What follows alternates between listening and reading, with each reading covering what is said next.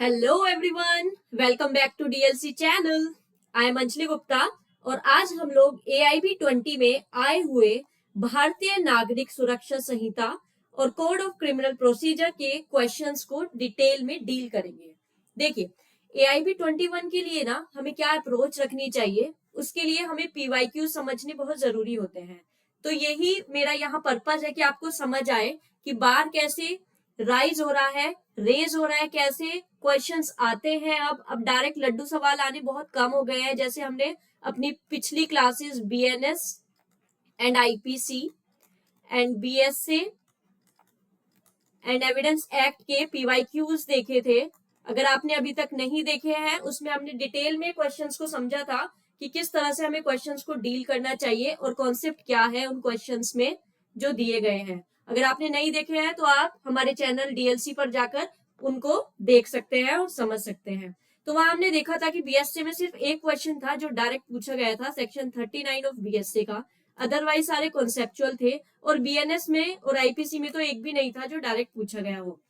Let's see CRPC और BNSS का क्या स्टेटस है इसको लेकर। सबसे पहले हम देखते हैं कि सिलेबस क्या है। Again I am telling you कि AIB 21 का सिलेबस अभी नहीं आया है। ओके, यहां हम AIB 20 वाला ही सिलेबस देख रहे हैं। And if you see point number 3, you will see CRPC and BNSS में से कितने क्वेश्चंस आते हैं? 10। तो काफी क्वेश्चंस आ रहे हैं इसमें। तो ऐसे जो हमारे मेजर सब्जेक्ट्स है ना, वो हमें कवर कर लेने चाहिए, क्योंकि हम लोगों को यहाँ पर 45% या 40% as the case may be of the reserved category और द जनरल कैटेगरी हमें स्कोर करना है। ठीक है, तो मेजर से भी हम स्कोर कर सकते हैं। हालांकि हम सब कुछ करने वाले हैं अपने AIB 21 के बैच में। चलिए बिना टाइम वेस्ट किए शुरू करते हैं अपने पहले क्वेश्चन से। जी, question number 7। A juvenile aged 14 years is brought before the court for an offence not punishable with death or life imprisonment, under which provision of CRPC will the case primarily fall? Question को देख के हम इतना तो समझ पा रहे हैं, अगर हमें कुछ भी नहीं आता, कि क्वेश्चन CRPC से है। ठीक है, और हमें यहाँ 4 सेक्शन भी दिए हैं। तो इसको मैं कहूंगी कि इजी ही क्वेश्चन है, क्योंकि यहाँ पर हमारे पास एक्ट का नाम भी है और सिर्फ 4 सेक्शन देखने हैं और वहां से हमें पता चल जाएगा कि जुवेनाइल वाला कौन सा सेक्शन है। लेकिन पहले फिर भी मैं आपसे बताना चाहूंगी कि ये यहाँ पूछ क्या रहे हैं।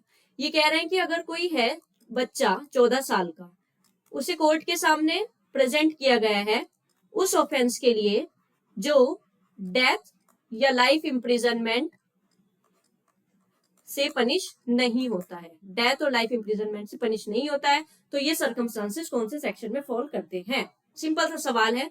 चारों ऑप्शन जब आप इंडेक्स से देखेंगे तो आपको मिलेगा कि section 27 is the correct answer. चलिए एक बार चलते हैं सेक्शन 27 पर भी। यहाँ आप हेडिंग में देख सकते हैं कि जुवेनाइल वर्ड यूज हुआ है। बाकी के जो 3 ऑप्शन है वहां पर आपको जुवेनाइल लिखा हुआ कहीं भी नहीं दिखेगा।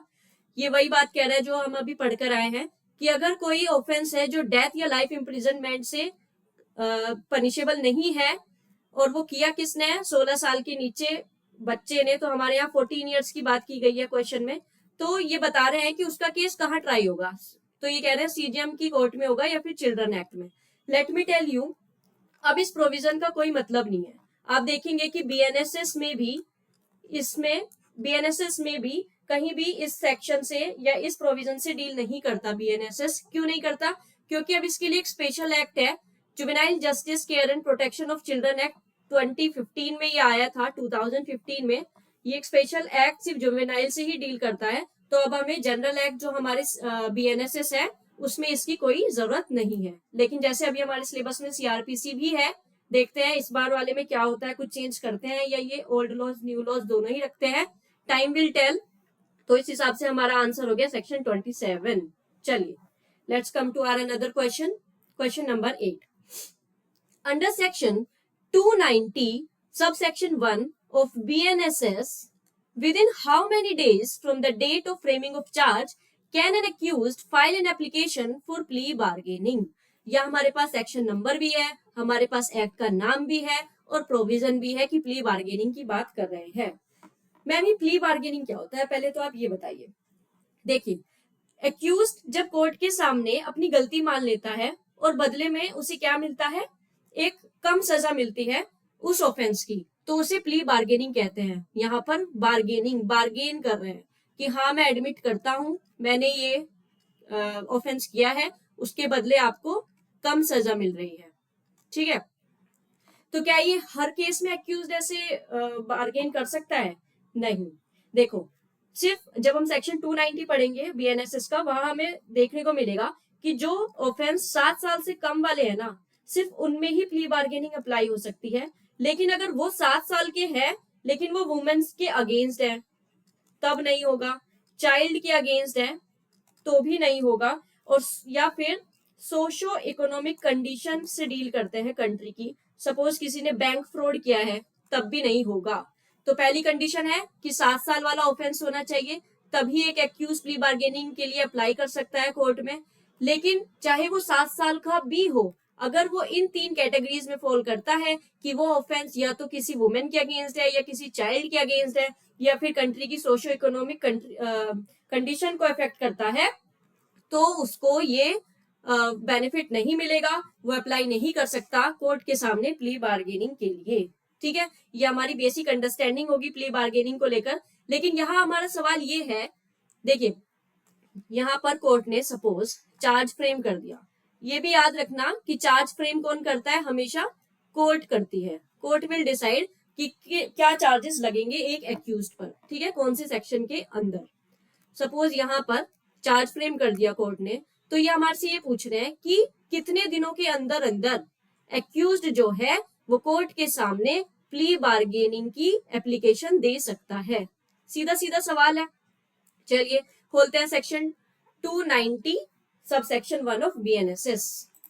Here it is 290 subsection 1 of BNSS. A person accused of an offence may file an application for plea bargaining within a period of 30 days from the date of framing of charge in the court in which such offence is pending for trial.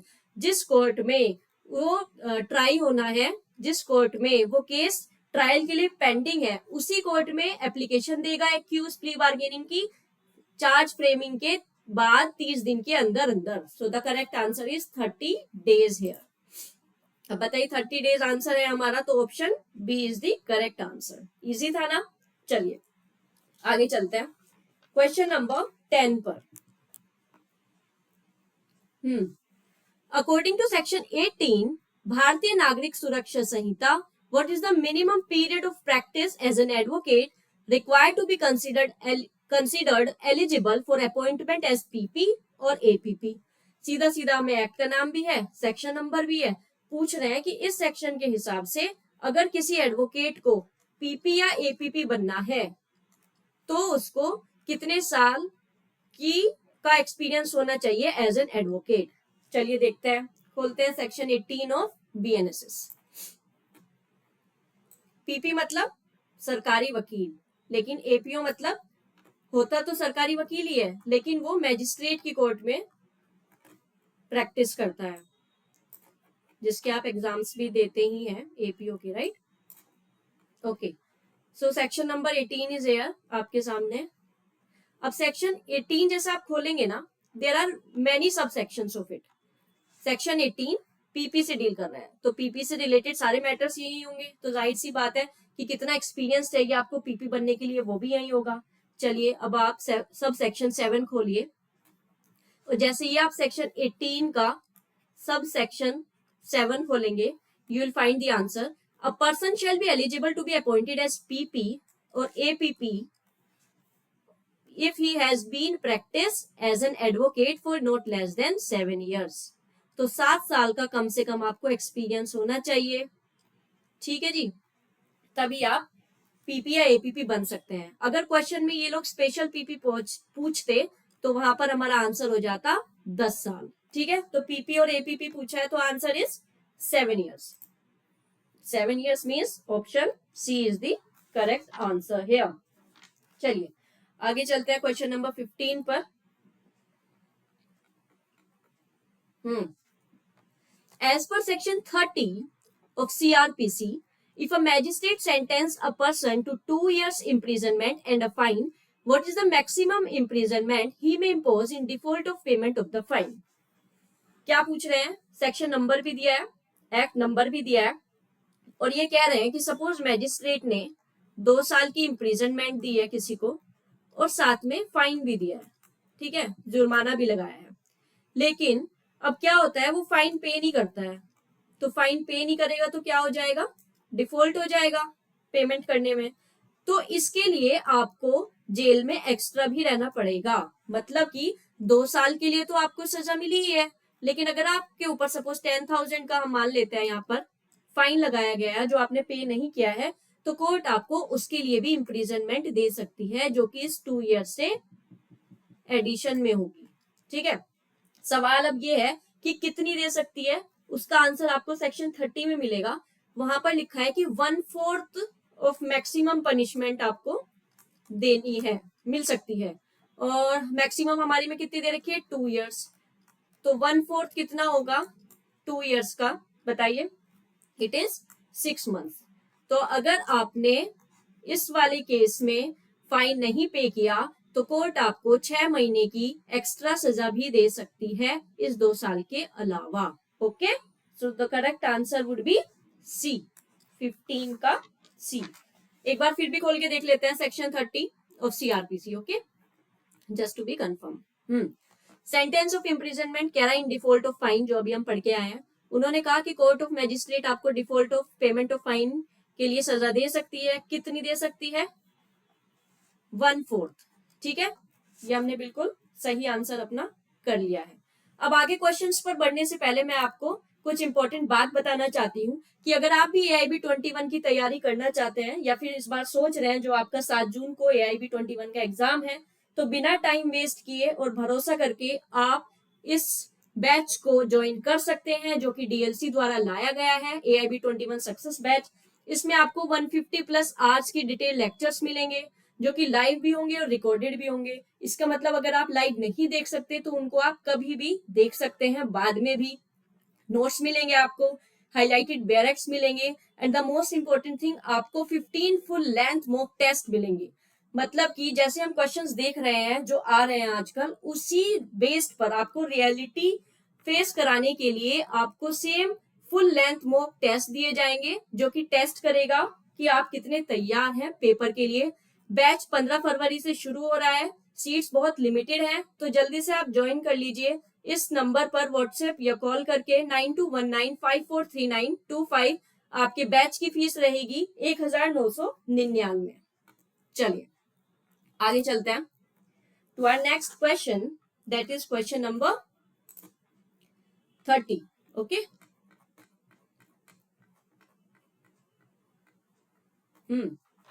Under which provision can a citizen file a public case in a court of magistrate regarding issues of public interest? 4 options आपको दे दिए गए हैं यहाँ, एक IPC का और 3 CRPC के। ये पूछ रहे हैं कि मैजिस्ट्रेट की कोर्ट में कब कोई सिटीजन एक पब्लिक केस कर सकता है, किस चीज के लिए, जब कोई पब्लिक इशू हो या फिर कोई इशू हो जो कि पब्लिक इंटरेस्ट का हो। माइंड इट, यहाँ कोई आपकी कोई प्राइवेट न्यूसेंस या प्राइवेट इंटरेस्ट की बात नहीं कर रहे हैं, ये यहाँ पब्लिक की बात कर रहे हैं, मतलब कि जब पब्लिक एट लार्ज उससे इफेक्ट हुई हो। फॉर एग्जाम्पल मैं कहूँ कि रोड पर इलीगल कंस्ट्रक्शन है या फिर जो जिस रास्ते पर आप जा रहे हैं वो ब्लॉक किया हुआ है किसी ने, तो ये पब्लिक न्यूसेंस भी हो गई, और अगर आप इसके लिए आवाज उठाते हैं तो वो पब्लिक इंटरेस्ट के लिए हो गई। अब इसका हम एक एग्जाम्पल लेते हैं कि सपोज एक फैक्ट्री है, उससे बहुत ज्यादा केमिकल या फिर स्मोक आ रहा है, बहुत ही हार्मफुल, जिससे कि आपको सांस लेने में एक लोकेलिटी में दिक्कत हो रही है सभी रेजिडेंट्स को। तो अब इस रेजिडेंट में से कोई भी इंसान एक एप्लीकेशन दे सकता है, चलिए बता देती हूँ मैं, section 133 CRPC is the correct answer है। 133 CRPC में आप मैजिस्ट्रेट को एप्लीकेशन दे सकते हैं कि ऐसे ऐसे हमारे यहाँ एक फैक्ट्री लगी है और उसमें से एक हार्मफुल स्मोक निकल रहा है जिसकी वजह से पूरा एरिया इफेक्ट हो रहा है, तो प्लीज कोई एक्शन लीजिए।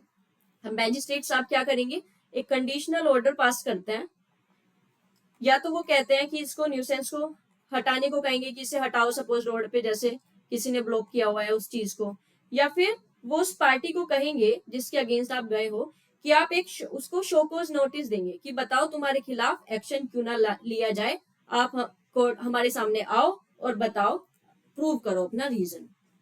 ठीक है, 133 में जाएंगे, लेकिन एक बार हम अलग ऑप्शंस भी देख लेते हैं बाकी के। 302 आईपीसी हमें पता है पनिशमेंट फॉर मर्डर है, तो ये तो बिल्कुल नहीं है हमारा आंसर। 144 सिटीजन इसमें डायरेक्टली फाइल नहीं करते हैं, मैजिस्ट्रेट की पावर होती है इसमें। ठीक है, तो ये भी हमारा आंसर नहीं हो सकता।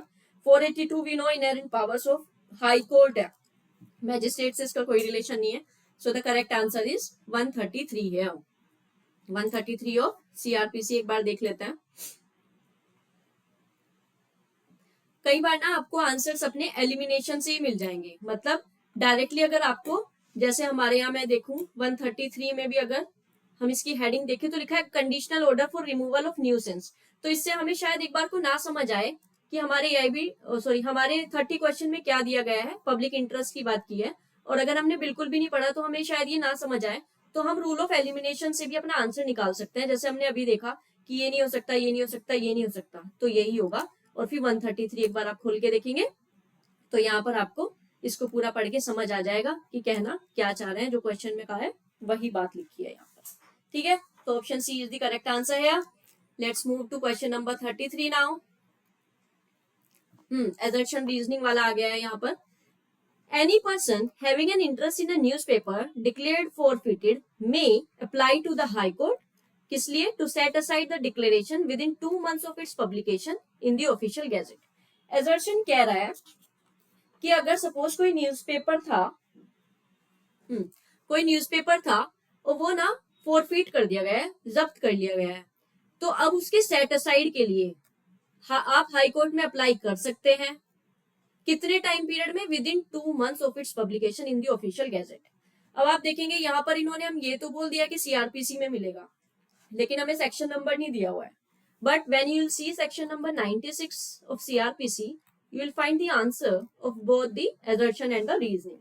पहले हम assertion को समझते हैं। इन्होंने कहा कि 2 महीने के अंदर अंदर आप हाई कोर्ट के सामने अप्लाई कर सकते हैं जो ये आपका न्यूज़पेपर फोरफीट हुआ है उसको सेट असाइड करने के लिए। देखते हैं सेक्शन 96 क्या कहता है इस बारे में।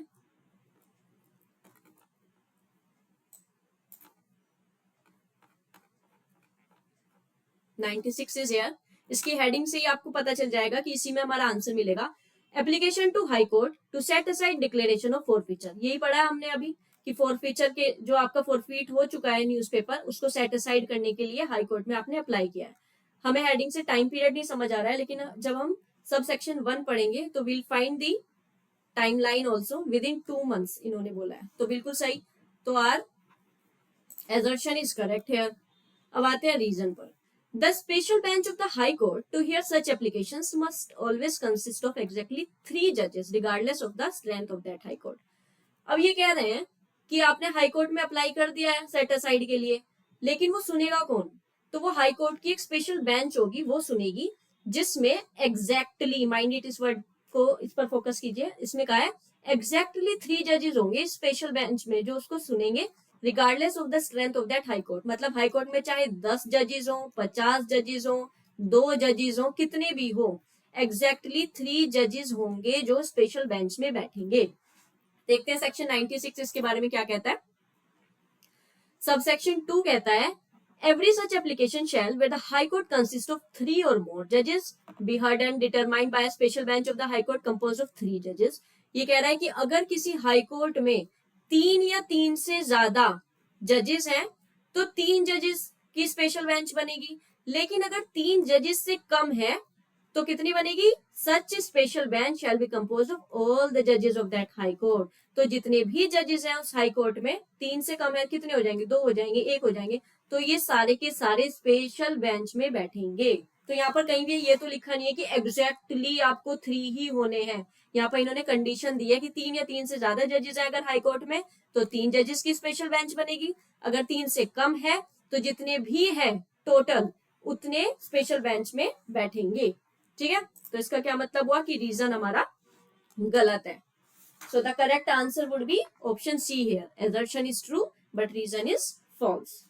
चलिए लास्ट क्वेश्चन पर आते हैं। आई वंडर, इन्होंने बोला है सिलेबस में कि 10 क्वेश्चंस आएंगे, लेकिन मुझे तो कहीं 10 क्वेश्चन दिखे नहीं।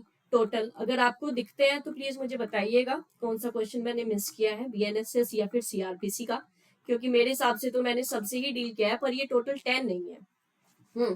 The last question of this session is, ये भी असर्शन और रीजनिंग का ही है, बट ये बीएनएसएस की बात कर रहा है। पढ़ते हैं असर्शन क्या कहता है। Under the BNSS, if the proclaimed person appears within the time specified in the proclamation, the court shall release the attached property. इसके लिए पहले हमें प्रोक्लेमेशन समझने की जरूरत है। देखिए ये जो है ना, हम सेक्शन 84 एंड 85 ऑफ बीएनएसएस पढ़ेंगे तो हमें ये सब क्लियर हो जाएगा। बहुत बहुत इंपॉर्टेंट होता है, ये बहुत पूछा जाता है। This is very common and important sections these are. Okay, proclamation का मतलब होता है जब कोर्ट एक पब्लिक अनाउंसमेंट कराती है या फिर पब्लिक नोटिस देती है किसी एक्यूज के बारे में। अब सपोज एक एक्यूज्ड है, ठीक है, उसके अगेंस्ट कोर्ट ने वारंट इशू कर दिया है कि आप कोर्ट में अपियर होइए, ठीक है, लेकिन वो आ ही नहीं रहा है, वो आ ही नहीं रहा है, वो आ ही नहीं रहा है, या तो वो भाग गया है, एब्सकॉन्ड हो गया है, या फिर वो अपने आप को छुपा रहा है, नहीं आ रहा है, जिससे कि जो वारंट है वो एग्जीक्यूट ना हो। तो इस केस में कोर्ट क्या करेगी, कोर्ट एक प्रोक्लेमेशन इशू करेगी उसके अगेंस्ट, मतलब कि एक नोटिस जारी करेगी और उसमें लिखेगी कि देखो सुनो एक्यूज भाई साहब, 30 दिन है आपके पास जब से ये नोटिस लागू में आया है, 30 दिन के अंदर अंदर या तो आप कोर्ट में अपियर हो जाइए, या फिर हम क्या करेंगे अगर आप नहीं आए 30 दिन के अंदर अंदर, हम आपको भगोड़ा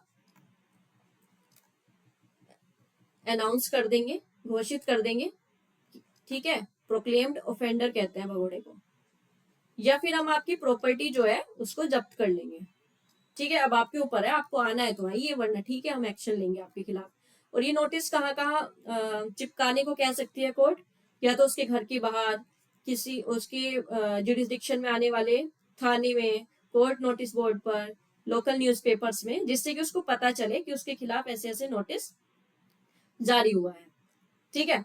अब क्या होता है, वो सपोज वो नहीं आता है, अब कोर्ट ने उसकी प्रॉपर्टी तो जब्त कर ली है क्योंकि वो नहीं आया है, लेकिन प्रॉपर्टी जब्त करने के बाद क्या होता है, एक्यूज अपियर हो जाता है कोर्ट में, और वो कोर्ट को सेटिस्फाई करता है, अपनी कंडीशन बताता है कि किस वजह से वो इधर उधर भाग रहा था और जानबूझकर नहीं छुप रहा था, और कोर्ट सेटिस्फाई हो जाती है उसके रीजन से। तो कोर्ट क्या करेगी, जो उसकी प्रॉपर्टी है ना उसको रिलीज कर देगी। क्यों कर देगी रिलीज, आप ये समझिए ना कि हमने उसकी प्रॉपर्टी को जब्त क्यों किया, हमारा यहाँ पर्पज उसे पनिश करना नहीं था कि हमें उसकी प्रॉपर्टी जब्त करके बेचनी है या फिर उसको एक पनिशमेंट देनी है, हमारा तो शुरू से बस ये पर्पज रहा है कि वो कोर्ट में अपियर हो, जिससे कि हम ट्रायल को आगे चला सके, ठीक है। तो यहाँ पर अगर वो अपियर हो जाता है तो हम इसकी प्रॉपर्टी को रिलीज कर देंगे। यही बात एजर्शन में बोली गई है कि under BNSS if the proclaimed offender appears with in the time specified in the proclamation, 30 days दिए हैं उसको, suppose the court shell release the attached property, ठीक है। तो एजर्शन इज करेक्ट। रीजन क्या कह रहा है, the attachment of property under BNSS is intended to compel the appearance of the proclaimed of person before the court, not to permanently deprive him of his property. यही बात अभी हमने समझी कि यहाँ पर हम रिलीज क्यों कर देंगे, क्योंकि यहाँ पर हम सिर्फ ये चाह रहे हैं कि वो कोर्ट में अपियर हो, हम उसे परमानेंटली उसकी प्रॉपर्टी से दूर नहीं रखना चाहते, छीन नहीं रहे हम उसकी प्रॉपर्टी, ठीक है। तो this is the reason, so both are correct and R is the correct explanation of A, option A is the correct answer here. तो आज के लिए हमारे सवाल इतने ही हैं बीएनएसएस और सीआरपीसी के लिए। लास्ट में फिर मैं आपको बताना चाहती हूँ कि AIB 21 सक्सेस बेस्ड डीएलसी का 15 फरवरी से शुरू हो रहा है, और आप भी अपने आप को इसमें रजिस्टर करा सकते हैं इस नंबर पर व्हाट्सएप या कॉल करके। सो मिलते हैं जल्दी से नेक्स्ट सेशन में, और नेक्स्ट आपके कुछ अच्छा लेकर आएंगे, और AIB 21 की तैयारी हम अच्छे से करते हैं, बैच में मिलते हैं। चलिए ठीक है, आज के लिए इतना ही। Take care of yourself, bye bye.